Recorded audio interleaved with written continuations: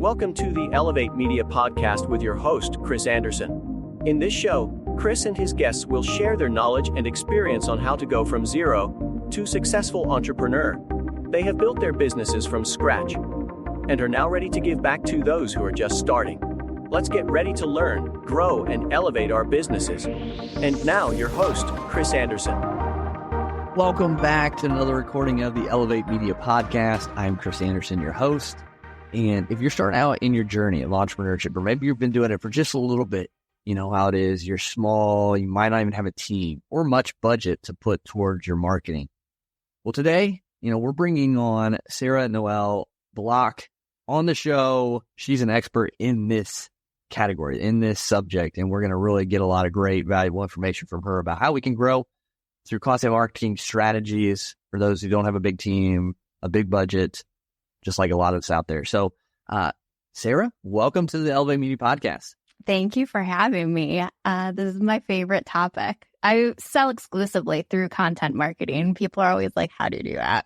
Yeah. So let's dive right. Let's just dive right into the big thing. For those who might not know, what is content marketing? So honestly, Seth Godin says content marketing is marketing. It's just all of marketing at this point, but it's educating your audience through content creation. So it's this podcast is content marketing, your emails, your social media. Anytime you are educating, building relationships through sharing your content, that's content marketing. So how can we do that better? Because we, here at Elevate, we always are trying to elevate, what we're doing, make it better as well for our clients. But, you see so many different things. Like, do you lean into what's trending, Taylor Swift stuff? The Taylor Swift saga is out there. Do you lean into that, or is that too unprofessional? Like, do you have to stay, super professional? No. Yeah. What do you find is working out there right now? Oh, I am a big proponent of being yourself in your content. And I think the grittier, the better.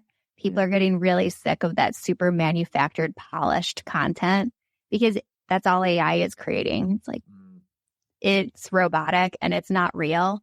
Yeah. People like that TikTokification of content where you're just yourself. You're like laying on your bed, you have 5 chins and you're telling your story, and people love that because it's real. Yeah. I think that's a great point, because all of us are small. We're small businesses. That's just the truth. And a small business can look a lot different, profit, revenue, share, but they're still small. We're not a lot of us listening to this are going to be, incorporated 5,000 companies or incorporated 500 or Fortune 500. It's like, those are large, Amazon massive companies. Like, small is not a bad thing. I had to wrap my mind around that. Like, oh, you're a small business. Yeah, you're darn right I am now. Like, they used to be like, no, I'm not a small business. We're doing good. But in the grand scheme of things, yeah, we're small. And I've worked with those big guys, and the small ones are so much more fun and impactful. It's hard because we worked alongside, and this isn't, we're blessed to be able to do this, worked with, $1 billion company. And it almost was like they couldn't have a personality, really. Yes. And when they tried to shift, it was really, really hard because there's so many players in the game that had to verify the information, give the okay, give the funds, all this stuff. And it's like, my goodness. Like, yeah. Let me run this through legal first. Yeah, that's always fun. How many times I have heard that. I love working with small businesses because they have their own superpower. You get to lean into exactly who you are, and you get to attract and repel the way you want to.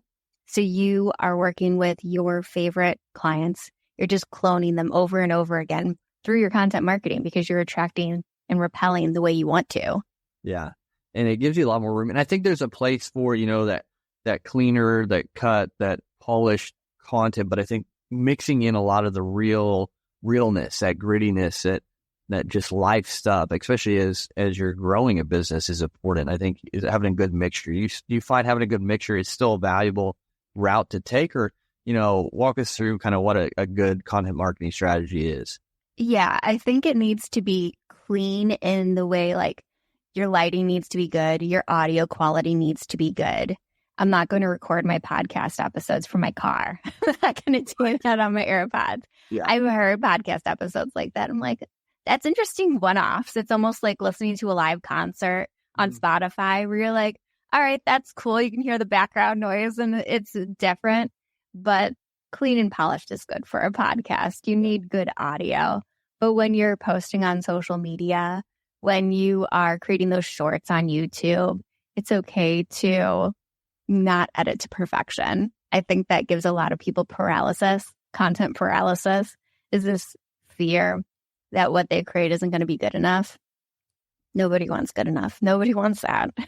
And that's, just my personality, that's something that, I battle with is, I want things to look professional. I want things to look good. And so going and doing stuff on my phone, I still, have a hard time doing it because I do, like, I think it's part because, I care too much probably a little bit. Like, I want people get that. I feel like if it's not, then it's just going to be skipped over if it doesn't look or sound good or things like that in the moment. So, still trying to walk that tightrope and figure out the best way to do it. But I think it's true. I mean, you can show up as your real self every now and then and you'll build that connection. You mentioned AI earlier. And I think because of AI, being able to be real, be yourself, especially on video content, like that's what people are going to, like you said, want more of because you guys can be able to create all this perfect stuff out there, but it won't be human. It won't be real. And I think that's where. Yeah. No, don't get me wrong. I love AI. It helps me work so much faster. But it is to support your content marketing, not to be your content marketing. You lose everything that makes you you. You lose all of your expertise when you're relying on AI to be your content marketer. Absolutely. So what are some, do you have multiple AI tools that you use to support? I love it. What's your top 3 if you can name them? Okay. So I was using Toasty AI for all of my podcast stuff. Okay. All I would have to do is upload it and it would create blog posts for me, social media posts for me, my show notes page, everything. Now because I'm as streamlined as humanly possible, Buzzsprout has come up with their own AI tool that does exactly the same thing. Yep. So I just upgraded to that version of it. So they create my show notes and chapters and all of that. And that saves me so much time. And that's really what I use AI for is where can it save me time? Yep. And then I have LinkedIn is my favorite platform. So I'll take my podcast episode and I'll put it in content at scale. And it listens to my episode. And I've already trained it to sound exactly like me. So it creates my LinkedIn newsletter for me. And it does really sound just like me because I've trained it. That's really cool. So it creates a newsletter that goes out on LinkedIn. Yeah. Well, it creates the article and then I put it out as a newsletter on LinkedIn. Okay. To be clear. Yeah. I also use ChatGPT for my transcripts.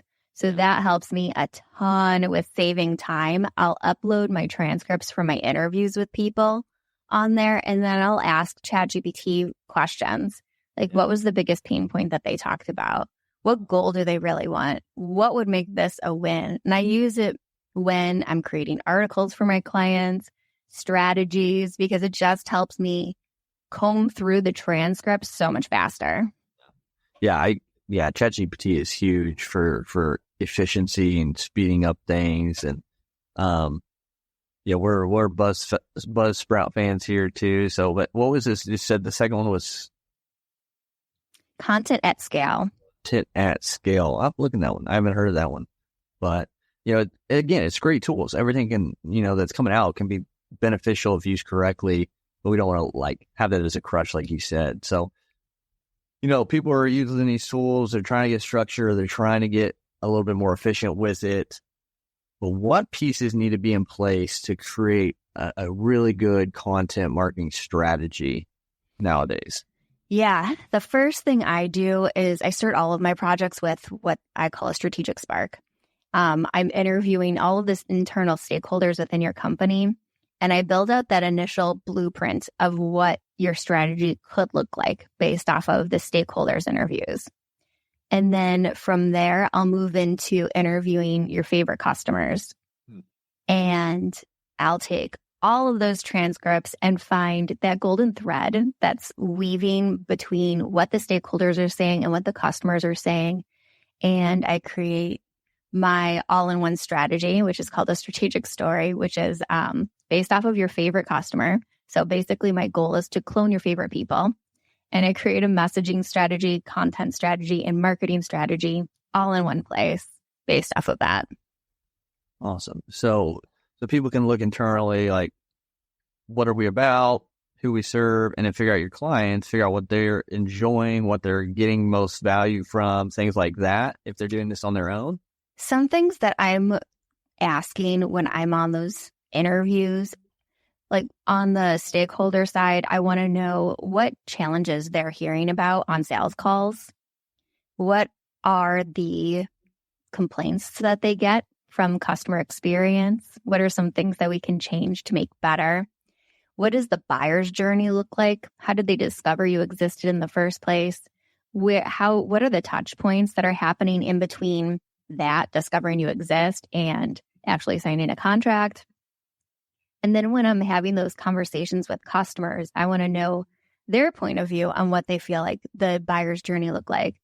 And I always want to know, when you have a problem, what do you do first? When you're at work and you're like, oh God, if I don't solve this issue, I am not going to sleep tonight. What's the first thing you do?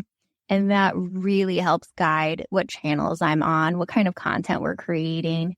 Because like if they're saying I go to my network first, then I'm going to create a really relationship first approach to content marketing. So I'm building in that networking piece into the content creation process. So someone can do this if it's just them even on the team. They don't have stakeholders. Maybe it's just them, they're solopreneur in it. Yeah, I'm interviewing solopreneurs all the time. I'm interviewing one after this call. Nice. So they can ask themselves the same kind of questions and then go and reach out to their people. Yeah, they can start looking at these questions. What does the buyer's journey look like on their end? And record all of your sales calls so you can comb through those transcripts and see what problems are they consistently having. You can rework your offer around what people want. Yeah. That's great. And big thing to that, listen, listen to what people think. They'll really tell you what you need to do to win their business for the most part. And so with that, so we have that kind of outline, that blueprint of what we could create. Mm-hmm. So what do you see usually hinders people in actually creating the content? Is it the perfectionism? Is it the fear of what people will say? Is it, a mix of everything? Well, with the small team, it's usually time and resources. I don't have time because I'm working on the client side stuff. And I don't know really what's involved, like what pieces I need in order to take this off the ground. And so I have a 4C approach to content marketing based off of how much time you actually have. If you don't have time to invest in it, we need to figure out a way to make that work. Exactly. So these 4 C's, what does that entail? Yeah, so it's 4 different kinds of content marketing, and that can work. It starts with you need the most amount of time to the least amount of time. Okay. So the first would be core content, and that'd be like your podcast. That's core content. You've committed to a schedule. You probably have a batching schedule, and this is what I recommend for small teams. Batch it. Like pick one day a week where you're going to be doing your interviews and editing and all of that. Mine's Marketing Mondays. Nice. And you've committed to it. So pick a schedule, stick to it, and batch it. So that's core content. And then the next one would be campaign content. So campaign content would be you have an offer and you sit down and you create all of the content around that offer at the same time. So you need to start mind mapping. What questions are you getting when you talk about this offer? What objections have you gotten on sales calls? What's the true value and transformation that your customers will get at the end of this offer? And create all of your content around that and then schedule it out throughout the quarter. And all of it leads back to that offer that you're trying to sell. So we got core, we have campaign, and then we have collab content. And collab content is really what drives sales because those collaborations build relationships over time. And that can be like this, an interview podcast. It can be guesting on someone else's podcast. Webinar swaps are a good one. Newsletter swaps, where you're on someone else's newsletter and you're promoting one of their lead magnets on yours.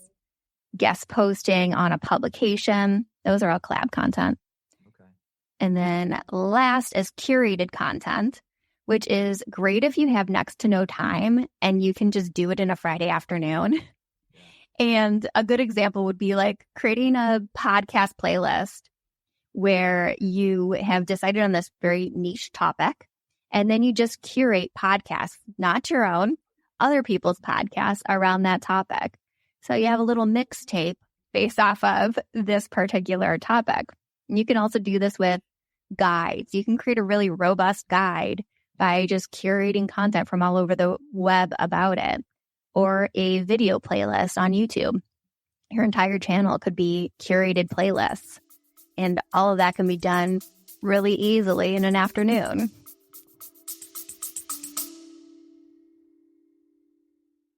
You love listening to podcasts, but have you ever thought about starting your own podcast? Maybe you want to build a brand, grow your business, or are looking for an excuse to talk about your favorite hobby. Whatever your reason for making a podcast, Buzzsprout is the place to start.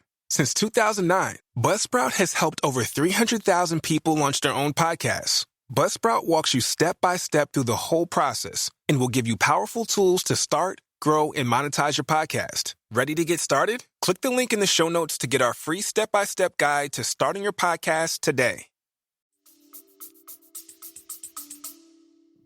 So yeah, I think, being realistic with the time you have to prioritize to content is crucial. And then I think just being really aware of, having the discipline to stick to it.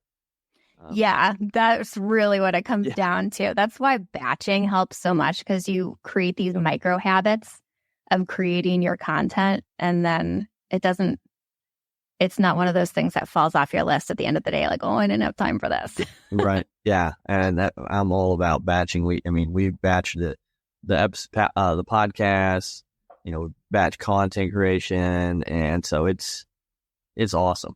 So, it just kind of makes you feel good. Like, oh yeah, we have 10 episodes in the pipeline. Like, we're good. Yeah. It does come because life happens, right? So you can have things going out. So definitely. And it just makes it so much easier too, because you're in that mindset and you could just pump out content so much faster. Yeah. So, people, what do you think, besides the time commitment, maybe they have the time, but they're struggling when they get in those blocks of time they've allotted for content creation. They're struggling to figure out what to create. Is it because they don't know their audience well enough? Is it? Yeah. Yeah. So they need to dive into more of their audience's needs. Yeah. That's why I do the strategic story first, because I really know their audience and I plan out. I don't like having a hard content calendar because I just, I want to go where the wind blows me a little bit. But what I do is I create a content idea list for the quarter. So I have a general guide of what content I'm going to create for that season based off of what offers I'm promoting, what people care about during that time of year. And then I'll just pick and choose within that quarter of content what I'm going to create that day. Okay. Gotcha. That makes sense. So get to know your audience better, get to know the people you serve better, which will help open up the doors of what you should create. Now, what if people, they're on the opposite spectrum now? They know what they need to create. They're batching, they're creating content, but they get so many pieces of content, it's not organized well, and they almost forget about it. Yeah. How can we improve on that side of things? So if it's already published, making sure that you've created a system around your content library will make it a lot easier. So for example, I categorize and tag all of my content on my website. So then I can just quickly search and find what I want, and I will redistribute it based off of themes for my newsletter that week. So then I'm promoting older content that's still really valuable, but, it was created last year. Yeah. So what about like clips or like reels or things like that aren't created organically, like in the moment, but like you have a folder or something to pull these from? How could you better structure that so you don't miss out on things you create or forget, or, without a solid calendar, like link to those? Yeah, I schedule them right away and I set them to recycle. You have a platform you use to schedule to push them out. Yeah. So I use Smarter Queue. Okay. And when you do that, you can also set them to recycle. So they'll repost for you. So you can just set it and forget it. Nice. Now with that, I've heard on both sides of the spectrum of it, like do programs like that, the social media kind of not like that? And does it lower viewership or things like that? Or have you seen or done any research on that side of things? Yeah, I like to post the first time organically native to the platform, and then I'll put it on Smarter Queue to recycle it afterwards. Okay. Native does do better. Okay. But you can't go wrong with recycling because like 1% of your audience. Recycle another one, like you're getting almost kind of double of it. Yeah, you're getting it so much more from it. Yeah. And your audience is only seeing your content. Like only 1% of them sees it the first time you're posting it. Yeah. Which is crazy. Yeah, it's bad. Yeah. That is so okay. So this just came to my mind when you said that. So 1% see your content. How can we win more views compared to someone who's putting money towards it? Is it possible, or is it like compared to someone who's putting money towards it? No, you're not going to beat them. Right. No, but I don't care about views at all. I'm in the B2B space and it's all about relationships. 100%. So what I do care about are the views that I have are the right people. Yep. And I care that they connect with me afterwards. Yep. Like the money's in the lurkers. The people who pay me never comment on my stuff. Right. But they do mention it when I'm having conversations with them. So they've seen it. I'm glad you bring that up, because I think a lot of people do just think I need more views. But in reality, you just need to reach the right people, and the lurkers, as you call them, I like that. Yeah. They're seeing your stuff and they're interested. I mean, we just had someone come 2 years ago when they were seeing our stuff and reached out originally, came back and just had a call with them today, like because of what we've been putting out, and he doesn't comment or like on any of my stuff. So yes, like don't focus so much on the views, just focus on who's viewing. Who's viewing, and what you're putting out actually is what your audience wants, and just give them a pathway to buy your stuff, basically, or talk to you at least to build that. Yeah, that happened to me twice last week. People who were following you for years never commented, didn't even know they existed. DM'd me on LinkedIn about starting new projects. And they're like, I've been following your content for years and I've been meaning to reach out to you this entire time. I was like, oh, I definitely knew you existed. But yeah, I think that's a good reminder for a lot of people to hear is, don't focus on the views, focus on the value your content brings, and the views will come in time. But, again, you want to connect and build a relationship with the right people. Be laser focused. Yeah. And as you go, once you have the bandwidth and be able to do it, put money towards it to target even more the right people. But until then, do the best with what you have and build those relationships. Yeah. I mean, I work primarily with B2B service businesses. So ads aren't, you don't need them. You don't need ads to gain visibility. What you do need to do is be really smart about the views that you are getting. Like, look at the impressions report on your LinkedIn. See who's looking at your content. You see their exact roles, their exact industries, what companies they're from. Yeah. And then you can look at your profile. How do those align? Like, what exact people are connecting with you, looking at your profile after that, and then have conversations with them. It's crazy, but have one-on-one conversations with them. Yeah, it's so true because we kind of work in the same space, and it's all about relationships and building those, and not like don't go at it with like that mindset of, oh, I just want to sell them. I want to they need to be a client kind of thing. If you just approach it with like, I just want to build this relationship. I want to see where I can give value and help, and just be a real person about it. And those seem to be the best one. Even if they don't become a client, like, you're going to do so good by them, by the value you add, that they're going to recommend you to other people, even without being, connected to them with them being a client. 100%. Anytime I have a call, my goal is to serve them in some way. Like, who can I introduce them to that would help them move their career in the right direction, or elevate them, give them a spotlight somewhere? Like, what podcast have I been on that would be a good fit for them? And, when you serve, people inevitably want to serve back, and they'll say your name in important rooms where that will make you money. Yep, absolutely. And I think that's something really good to end on and remember. It's just provide value. So you can, and things I truly believe will come to you, and